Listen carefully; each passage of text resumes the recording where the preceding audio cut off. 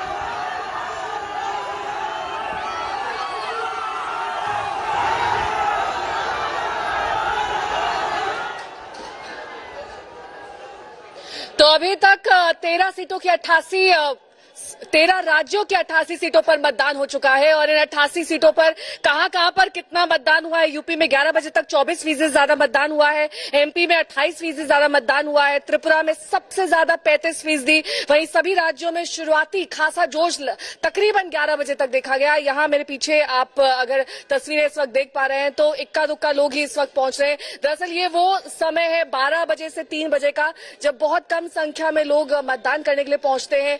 लेकिन पिछले चरण में हमने 102 सीटों पर देखा था कि कैसे शुरुआती रुझानों में आया था कि कम फीसदी मतदान हुआ था, उसके बाद ये मतदान संख्या बढ़ गई थी 4 बजे के बाद। अब दरअसल ये देखा जा रहा है कि इन सभी जगहों पर धीरे धीरे मतदान 3 बजे के बाद पिकअप करने वाला है। लेकिन सबसे ज्यादा महत्वपूर्ण ये है कि लोग अपने घरों से बाहर निकल रहे हैं, खासतौर पर महिलाएं अपने घरों से बाहर निकल रही हैं, वोट कर रही हैं। अलग अलग संवाददाताओं से हम जानकारी लेंगे, अलग अलग राज्यों तक जाएंगे और उनसे बातचीत भी करेंगे। लेकिन इस बीच ये भी समझना और जानना बेहद महत्वपूर्ण हो जाता है। संजय शर्मा मेरे सहयोगी जुड़ गए हैं तमाम जानकारी के साथ, अशोक सिंघल मेरे सहयोगी जुड़ गए हैं तमाम जानकारी के साथ। लेकिन संजय के पहले रुक करें और अशोक सिंघल से जानकारी लें। इस बीच संजय, सबसे पहले ये बताइए कि अभी तक जितना मतदान हुआ है उससे क्या लग रहा है, शाम तक ये संख्या और ज्यादा बढ़ेगी?